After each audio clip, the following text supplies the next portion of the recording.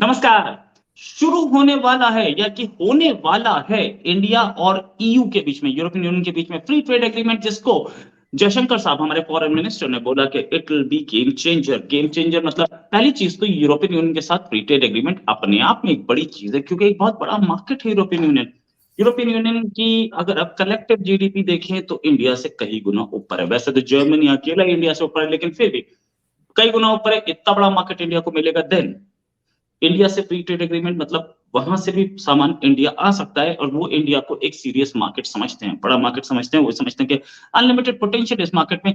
इसी पे बात करने के लिए हमारे साथ मुख्तार खान साहब, कन्वर्सेशंस के होस्ट, और अमेरिका में ये इंटरनेशनल अफेयर्स ही पढ़ाते हैं यूनिवर्सिटी में। सर, बहुत बहुत स्वागत है आपका हमारे शो में। सर, पहली चीज, ये एक अचीवमेंट है करंट फॉरेन मिनिस्टर की, no doubt about it, Jaishankar साहब की। लेकिन क्या अचीवमेंट इसमें है? क्या इंडिया को मिलने वाला है? Thank you very much Rohit साहब। आपने मुझे आपके शो पे बुलाया। आपके सुनने वालों को मेरा सलाम, नमस्ते, सत श्री अकाल, वनक्कम और नमस्कारम। मैं हैदराबाद से हूँ, तो हैदराबाद में नमस्कारम बोलते हैं। देखिए, इट इज वेरी इंटरेस्टिंग कि जो अगर आप जो रिपोर्ट्स आ रहे हैं ना अखबार में about this, they are talking about it जैसा कि ये एक न्यू आइडिया है, ये फ्री ट्रेड अग्रीमेंट। आपको पता है ये 9 साल पुराना आइडिया है, और 9 साल में कुछ भी नहीं हुआ था। और फिर जुलाई लास्ट ईयर में सीरियस डिस्कशंस इंडिया के और यूरोपियन यूनियन के शुरू हो गए to establish a free trade agreement. और नवंबर में शायद the second round of discussions हुआ। तो उसमें चक्कर ये है कि इंडिया ने जो वर्ल्ड ट्रेड ऑर्गेनाइजेशन को स्टैंडर्ड्स का कमिटमेंट दिया है कि हम हमारे goods will meet these standards, वो स्टैंडर्ड्स यूरोपियन यूनियन के इंपोर्ट स्टैंडर्ड से नीचे हैं। सो यूरोप इज सेइंग कि अगर आप पहले तो हम आपको we can not sign a free trade agreement because your goods are not meeting our standard, number one. Number two, अगर हम आपको standard waive भी कर देते हैं and we give you the free trade, you are going to have that problem in the market. So एक चीज तो ये है। दूसरी चीज ये है कि स्टैंडर्ड्स दो किस्म के होते हैं। फॉर एग्जांपल कि क्वालिटी ऑफ प्रोडक्ट्स, एक तो क्वालिटी हो सकती है कि it's not meeting the standards that Europe want, but the second thing is standards specifications में भी हो सकते हैं कि अगर मिसाल के तौर पे आपका device doesn't come with the kind of plug that Europe needs. आपको पता है, मैं जब ट्रैवल करता हूँ इंटरनेशनल, एक मेरे पास इतना बड़ा डब्बा पड़ा हुआ है जिसमें अलग अलग किस्म के प्लग्स हैं। So I have to take all of those plugs. और मैं I travel with a lot of technology. मैं स्लीप मशीन के साथ भी सोता हूँ, so I have to worry कि मेरी स्लीप मशीन वहाँ प्लग इन होगी या नहीं। Luckily for us the machine now have internally adapters के वो 230 वोल्ट्स 110 एडजस्ट हो जाए। तो इस तरह के स्टैंडर्ड्स का मसला चल रहा है and they are not able to come to an agreement. तो जो लास्ट राउंड ऑफ टॉक्स हुए थे नवंबर में हुए थे and they still did not come across. तो अभी अभी जो ओलाफ शोल्ज जो जर्मनी के चांसलर आए, तो अगर उन्होंने अपने डिस्कशंस में कहा कि I am very committed to this free trade agreement between India and European Union, और मैं इसको अपने लाइक ही सेड कि मैं अपनी तरफ से कमिट करता हूं कि मैं इसको फास्ट ट्रैक कर दूंगा ताकि इट विल गो। और फिर वही स्टेटमेंट जयशंकर साहब ने फिर ये जो कॉन्क्लेव हुआ है यूरोप का उसका, उसमें भी उन्होंने दोबारा उसको एम्फसाइज किया कि इट इज इम्पोर्टेंट। लेकिन he also explain something very interesting. उन्होंने कहा कि दोनों एंटिटीज यानी इंडिया के लिए भी यूरोपियन यूनियन के लिए भी this will increase their strategic autonomy. ये कहा उन्होंने, which means he is not talking about trade benefits from the free trade agreement. He's talking about world order or geopolitical benefits from trade. और मैं आपको समझाता हूँ वो क्या है। यूरोपियन यूनियन इंडिया का थर्ड बिगेस्ट ट्रेडिंग पार्टनर है। तो अगर आप 2022 को ले ले इंडिया का, तो India has had 3 trading partners जिसके साथ 100 बिलियन से ज्यादा का ट्रेड हुआ है। तो तकरीबन 119 बिलियन अमेरिका के साथ हुआ है, 115 बिलियन चाइना के साथ हुआ है, एंड वेरी क्लोज टू, मैं कन्वर्ट करना, मेरे पास टाइम नहीं था convert, but it's 88 billion euros. तो आप उसको कन्वर्ट करें, it comes to very close to 100 billion US dollars.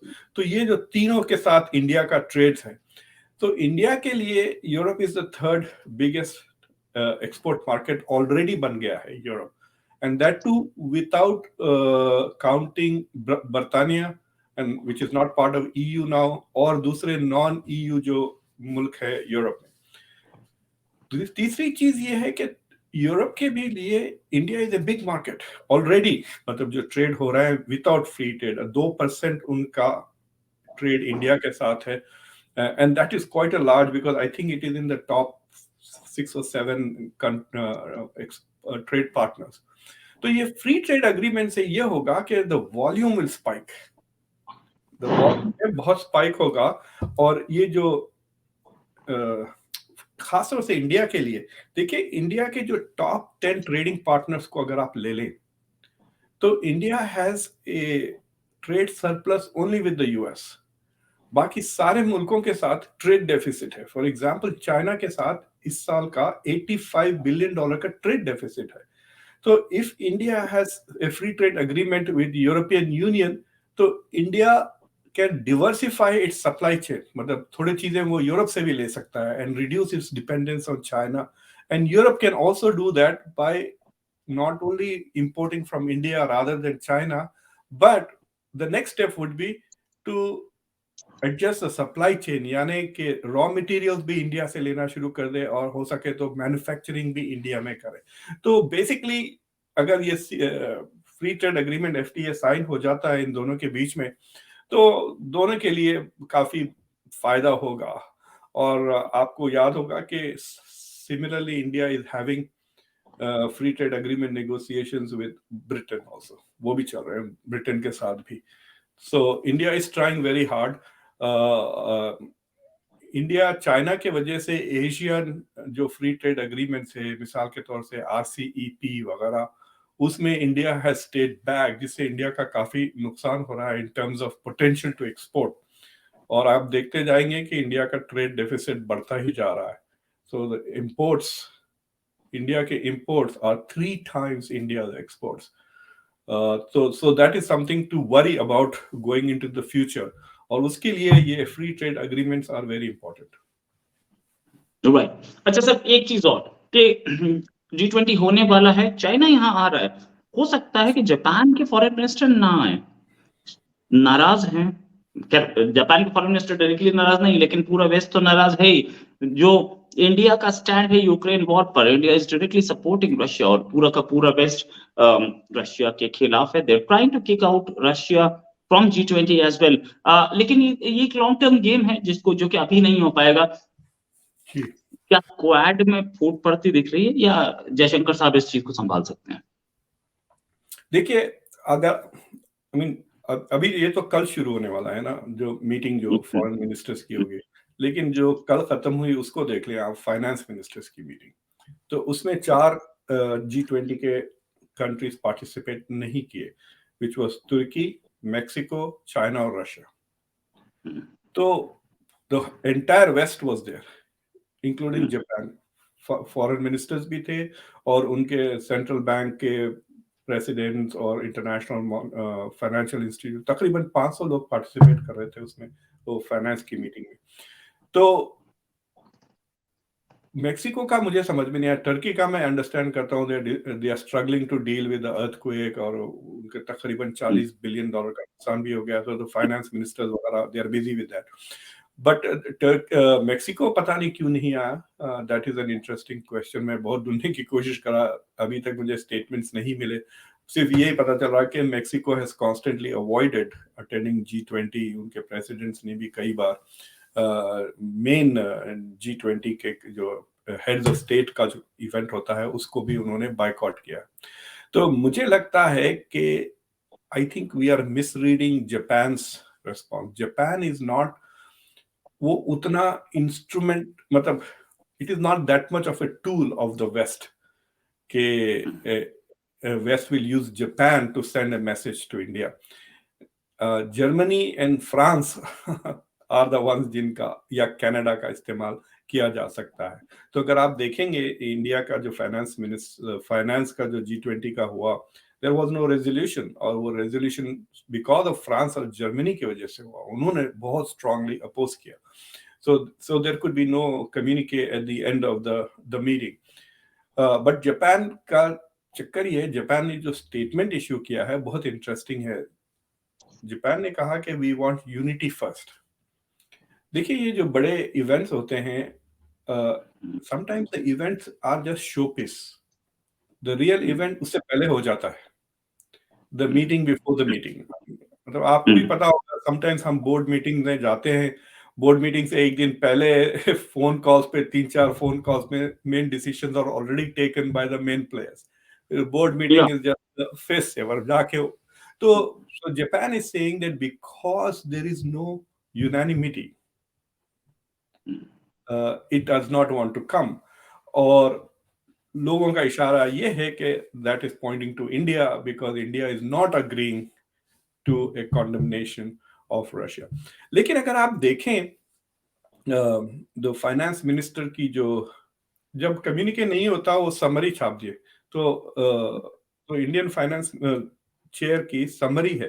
तो आप समरी में अगर जाके देखें, जो नंबर 3 पॉइंट है उसका फुट नोट पढ़े, तो उस फुट नोट में लिखा हुआ है कि दिस पर्टिकुलर फ्रेजिंग जो यूक्रेन से ताल्लुक रखता है, it was objected to by China and Russia, लेकिन इंडिया का नाम नहीं है वहां पर। It doesn't say that India objective it, हालांकि उसमें काफी स्ट्रॉन्ग लैंग्वेज है रशिया को कंडेम करते हुए in the war on Ukraine. So what is happening is के, मतलब it is not very clear कि व्हाट पोजीशन इंडिया टुक। ये इस फोरम में इंडिया क्या कंडेम किया है या नहीं किया, वो समझ में नहीं आ रहा। बट ये साफ समझ में आ रहा है कि रशिया, बेसिकली चाइना पे ब्लेम किया जा रहा है कि चाइना ने उसको ब्लॉक कर दिया by refusing to condemn Russia. तो हाँ, रशिया तो खुद करेगा ही ना, obviously Russia is not going to condemn itself. So the foreign ministers की मीटिंग में भी यही होगी कि रशिया और चाइना भी ब्लॉक करेगा। The question is, will India take a stronger position saying no we will not condemn. हाँ, अलबत्ता इंडिया के सारे डिस्कशंस में, for example prime minister Modi ने जब ओपनिंग किया तो उन्होंने लफ्ज ही इस्तेमाल नहीं किया यूक्रेन का, neither did he mention Ukraine, ना उन्होंने जंग का। India is not using the word war या invasion in discussion, so मुसलसल क्राइसिस कहे जा रहा है। एंड नरेंद्र मोदी का तो आपने स्टेटमेंट देख लिया, he said we will move by, we support peace process, democracy, diplomacy and dialogue। मुझे लगता है कि प्राइवेट में इंडिया की पोजीशन ये है, देखिए, we support peace, we support dialogue and peace process. आप लोग तो पीस प्रोसेस शुरू ही नहीं किए, तो हम क्या सपोर्ट करें? आप शुरू करके तो देखो peace process, then India will support you. I think that is a very good position. As long as India doesn't initiate a peace process, there is no peace process. And India can keep saying we support peace and we support dialogue. अगर America genuinely चाहता है तो आप आके देखें। और global south के मुल्कों ने भी अब ओपनली कह दिया है कि the West is pressuring us to condemn Russia, but is not making any efforts to bring about peace. Olaf shoes के स्टेटमेंट्स सुन के तो मुझे हंसी आ रही थी। He was saying that this is a big crisis, इससे सारी दुनिया को असर हो रहा है, बट सबसे बुरी चीज ये है कि he is trying to change borders through warfare. भाई, there are many places, Israel के बॉर्डर्स देखें आप, हर दूसरे दिन बदल जाते हैं, and the west doesn't do anything about it. रोज जमीन ऐड किए जा रहे हैं अपनी जमीन को। But internationally speaking, Golan Heights को तो एनेक्स किया, और डोनाल्ड ट्रंप ने वो एनेक्सेशन को रिकॉग्नाइज किया, that is extension of borders through military means. So ये हिपोक्रिटिकल बातें कर रहे हैं western, but I am surprise के कितना वो दबाव डाल रहे हैं इंडिया पर इस बार। आई हैव अ सेंस के they think that India is desperate to have the G20 का सारा मेला be very successful, और वो चाह रहे हैं कि वो मेले में गंद कर रहे हैं ना, so they want to basically pressure India into become more pro-West, to just make G20 successful. I think this is a good test of India's position. कि India should say our position is based on our interest और हमारे interest अभी बदले नहीं. वही sir, एक चीज और जो कि जयशंकर साहब ने बोली, वो अभी मैं नीचे देख भी रहा था जब आप बात कर रहे थे, थोड़ा सा अजीब सा लगता है, लेकिन क्योंकि आपके साथ बात करते हुए ना कई चीजें रिसर्च मुझे भी करनी पड़ती है, क्योंकि आप इतनी सारी और डिटेल्स देते हैं, तो एक्सक्यूज मी फॉर दैट। ये कि जयशंकर साहब ने अभी हाल में ये भी बोला कि हमारे चाइना से रिलेशंस बेटर तब तक नहीं हो सकते जब तक गलवान नहीं सॉल्व होता। तो और उन्होंने एक चीज और भी बोली थी कि प्राइम मिनिस्टर मोदी का नया भारत है, न्यू इंडिया है, और ये अपने कंज्यूमर्स को पहले देखता है, बाकी वर्ल्ड को बाद में देखता है। आप इन दोनों स्टेटमेंट से कितना एग्री करते हैं, क्योंकि गलवान तो चल रहा है और हमारा ट्रेड बढ़ता जा रहा है दोनों कंट्रीज का। See, there are two different things. वो सेकंड चीज की मैं पहले बात करता हूँ. मैंने आपके शो पे शायद पहले भी कहा था कि दुनिया में सिर्फ 3 मुल्क ऐसे हैं जो अपने डोमेस्टिक कंजम्पशन पे ग्रोथ कर सकते हैं. इंडिया, चाइना और अमेरिका. क्योंकि मिडिल क्लास, अमेरिका के जो मिडिल क्लास है वो छोटी है लेकिन पैसा बहुत है, और इंडिया चाइना के मिडिल क्लास तो अमेरिका के पॉपुलेशन से भी डबल है. यू कैन क्लियरली से कि दोनों मुल्कों के पास एटलीस्ट 600 मिलियन तो मिडिल क्लास है ना, तो आप 600 मिलियन लोगों को बहुत चीजें बेच सकते हैं. सो उससे इंडिया का डिसएडवांटेज ये हो जाता है कि Indian manufacturers are focused on the domestic market where it is easy to mark sale as well as. तो उससे क्या होता है कि products are, it's basically saying कि भाई इंडिया में 600 लोग यूट्यूब चैनल देख सकते हैं, हम खाली हिंदी में करें तो we can still have hundreds of thousands of viewers. But Brazil वाले क्या करेंगे? यूरोपियन यूनियन थोड़ी देखेंगे हिंदी में. If you want to go global then you have to change the language.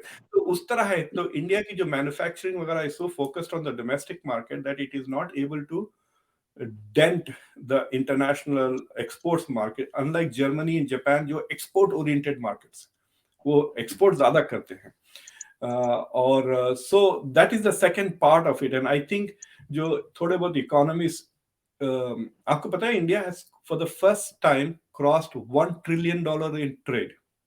पहली बार India is now $1 trillion trade, यानी imports exports दोनों मिला लें तो पहली बार हुआ है. लेकिन उसमें बिकॉज ट्रेड डेफिसिट बढ़ रहा है, people are saying that India also needs to become outward looking.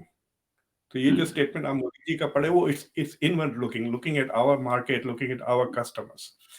और जो आपका जो पहला स्टेटमेंट था, इट इज वेरी इंटरेस्टिंग. आपको याद है जब गलवान का एपिसोड हो रहा था तो सोशल मीडिया पे अजीब सी पब्लिक, इंडिया की पब्लिक बड़ी मतलब बहुत ही ज्यादा इमोशनल हो जाती है. अभी मैं सेल्फी नाम का एक मूवी देख कर आया, उसमें लोग पब्लिक छोटी छोटी मामलात में जमा हो जाते हैं, मारना शुरू कर देते हैं लोगों को वगैरह. मेरे एक अंकल हुआ करते थे, बड़े फनी थे. तो वो मोहल्ले में आए एक बार मुझे विजिट करने हमारे घर. फिर उन्होंने कहा कि तुम्हारे मोहल्ले में काफी अनएम्प्लॉयड लोग हैं. मैंने कहा हाउ डू यू नो? इधर मैं प्रूफ कर सकता हूँ. I said prove it. तो उन्होंने कहा चलो गाड़ी बाहर निकालो. तो उनकी कार बाहर निकाल के हमने बॉनेट खोला. And he said now keep looking at it seriously. तो बॉनेट खोल के हम बस गाड़ी के अंदर देख रहे हैं, 10-15 लोग जमा हो गए. वो भी देख रहे हैं. थोड़ी देर के बाद में अंकल ने कहा देखो ये सब बेकार है, इनके पास टाइम ही टाइम है जो आके, even they don't know what we are doing but they are all watching inside the car. तो इंडिया में ऐसा लगता है कि लोगों के पास बहुत ज्यादा टाइम है टू डू सर्टेन थिंग्स. तो सारे के सारे टेलीविजन तोड़ रहे थे, चाइना के जो प्रोडक्ट्स इंपोर्ट किए जा रहे थे उसको तोड़ कर बाजार में वीडियोस बनाकर वो they were sharing on social media. अगर आपको याद है 2020 में, तो उससे ये समझ में आया था कि India is going to boycott imports from China. TikTok को बैन कर दिया गया. So it look as if there was like a trade decoupling की बात होने लगी even at the higher level, right? लेकिन अगर आप इस साल देखें 2022 को देखें तो between India and China and America and China have been the best years for Chinese exports. $115 billion का ट्रेड हुआ है इंडिया चाइना का, जिसमें तकरीबन $85 बिलियन का ट्रेड डेफिसिट है इंडिया का. यूएस का भी $151 बिलियन उन्होंने एक्सपोर्ट किया है चाइना को, which is the highest ever in US history. लेकिन 700 बिलियन डॉलर का ट्रेड हुआ है, यानी तकरीबन आप लगा सकते हैं 400 बिलियन डॉलर का ट्रेड डेफिसिट है चाइना के साथ US. So India is not able to wean itself out. अगर इंडिया चाइना से हटने की कोशिश करे, then it needs the free trade agreements that it is not part of in East Asia. Vietnam, तो चाइना का जो प्रोडक्ट आ रहा है या तो घर में बनाए या इंपोर्ट करें, और अगर वो इंपोर्ट करेंगे तो China is cheaper than that, या नहीं तो फिर वियतनाम, कंबोडिया वगैरह, और ये दो सारे ईस्ट एशियन जो इकोनॉमीज है वो चाइना की इकोनॉमी को लगे हुए हैं in various states. So India is trying to stay out of the Belt and Road Initiative and China का जो economic influence है in Indo-Pacific. So that is why India has this situation. और मुझे नहीं लगता कि ये trade deficit इतना जल्दी खत्म होगा। और अगर इंडिया पुट्स, मतलब देखिए, ना तो मीडिया बार बार पूछ रहा है ये, ना तो ऑपोजिशन। मैं देख रहा था पिछले 2 दिन पार्लियामेंट में अजीब अजीब डिबेट्स चल रहे हैं, बट इस मसले पे ज्यादा सीरियस डिस्कशन नहीं हुआ कि आप एक बात तो कह रहे हैं कि हम चाइना के साथ ताल्लुकात ठीक नहीं करेंगे, लेकिन इतना धंधा कर रहे हैं आप, इतना ज्यादा कि दुनिया में किसी और सिवाय अमेरिका के किसी और से नहीं हो रहा है। और China is actually disputing the data. China is saying that China is the biggest trading partner. वो कह रहे हैं कि 125 बिलियन डॉलर का ट्रेड हुआ है, इंडिया सेइंग 115 का हुआ है, 119 यूएस के साथ हुआ है। China is saying no, we have done 125 billion dollars of business with India, so we are the biggest trading partners of India. देखिए, सबसे ज्यादा मैं आपको साफ कह दूं तो यूरोपियन यूनियन से ज्यादा अगर इंडिया और China free trade agreement sign करते तो दोनों का बहुत जबरदस्त, not only will they improve their trade relations, exports और इंपोर्ट्स दोनों के लिए, but they will also be able to have a clout against European and Western nations. They have to find a way to get around this tension. ये जो LSE का जो मसला है, they have to find a way to resolve. It's like saying कि आपका मेरा मतलब करोड़ों का बिजनेस है, लेकिन इस बात पे झगड़ा हो रहा है कि आपका बच्चा मेरे लॉन पे साइकिल पार्क कर दिया। It sounds so silly. The issue is not that serious जितना इंडिया में हाइप कर दिया गया, right? They need to agree upon a border and then move on. Right right, लेकिन इस पर कहीं पे हमें एग्रीमेंट होती दिखती नहीं। चाइना की एक पॉलिसी भी है, चाइना चाहता है धीरे धीरे करके वो थोड़ा थोड़ा करके एरिया, आज आधा किलोमीटर कल फिर आधा किलोमीटर, तो उसमें प्रॉब्लम आती है। और चाइना के एक साथ बात मैं इशू हम आपको पहली बताता बार हूँ, आपने जयशंकर साहब का ANI वाला इंटरव्यू देखा है? हाँ बिल्कुल देखा है। या आपने कभी उनको फ्रस्ट्रेट होते हुए देखा? Even he was emotional in that he got irritated, he got frustrated, and he was not getting irritated with the person who Smita उनका नाम है, he was not getting Smita Prakash, he was not getting irritated with her, he was irritated at the way जब उन्होंने कहा कि so you expect me to go and pick a fight with a bigger economy, so he was also irritated by the situation कि ये मसला हल क्यों नहीं हो रहा है, you know, that is, it is like a irritating thing, but he made some very interesting point. उनका interesting point ये था कि Smita Prakash was saying कि भाई why do we trust these agreements because China breaks it, but Jaishankar Saab was saying that no, it has held up कई सालों तक, decades तक that agreement has held up. Even जो झगड़े हुए उसमें भी वो agreement था कि हथियार ना ले जाए, right? इसलिए तो वो कराटे फाइटिंग हुई, वहां पे शूटिंग नहीं हुई, स्टिल अभी भी there has no bullet has been fired, right? Across the border इतने साल हो गए हैं। So he was making the point कि इंडिया चाइना की जो अग्रीमेंट थी वो अभी तक तो it held. But the other side of the question है, जो सीरियस क्वेश्चन है, जो इंडिया में डिस्कशन नहीं हो रहा, कि ठीक है इतने डेकेड्स तक that agreement China abided by, but लेकिन अब क्यों नहीं कर रहा China abide, like why is China breaking those agreements, उस पे डिस्कशन नहीं हो रहा है। I think that is the key thing to ask, that why did China abide by that. अब उसके एक्सप्लेनेशंस ये है कि China is getting irritated with all this Indo Pacific talk, US Quad वगैरह, and ultimately trying to signal to India saying देखो भाई आप कितने भी चक्कर मारे, वॉशिंगटन के पड़ोसी मैं ही हूं आपका। और अगर आप देखें उसमें जयशंकर ने एक बहुत ही that interview was very interesting. I don't know why she's interested in personal issues, but policy wise उन्होंने एक ही सेंटेंस में इंडिया की पूरी ग्रैंड स्ट्रेटेजी एक्सप्लेन कर दी जयशंकर ने. He said कि देखो हम our first step is our neighborhood, फिर एक्सटेंडेड नेबरहुड जिसमें उन्होंने सेंट्रल एशिया का नाम लिया. उसके बाद उन्होंने कहा रिलेशंस विद ग्रेट पावर्स. फिर the fourth thing that he said was Africa focus, which is the global south, but उसमें अफ्रीका में फोकस है, not Latin America. So he said the first step. लेकिन फर्स्ट स्टेप में ही Pakistan China आ जाते. Neighborhood. So if neighborhood is a priority of Indian foreign policy, then they need to resolve at least LAC. I think LAC is much more easier than LOC, because Pakistan is incapable of even enforcing its agreements. अगर agreements हो भी जाते हैं, मुझे नहीं लगता कि ये government में वो काबिलियत है कि वो enforce कर सके. बनिस्बत ऐसे China can, if China agrees, then China will be able to implement its agreements. Right. Sir बहुत ही बढ़िया, अच्छा डिस्कशन. एंड मतलब आपसे हमेशा यही हमारे व्यूअर्स उम्मीद करते हैं कि एक इनसाइट मिलेगा, जिस तरीके की इनसाइट इस बार भी मिला. Thanks a lot sir for joining, और उम्मीद है एक डिस्कशन और जल्दी करेंगे. अभी के लिए सर नमस्कार, धन्यवाद. Thanks a lot sir. Thank you very much, sir.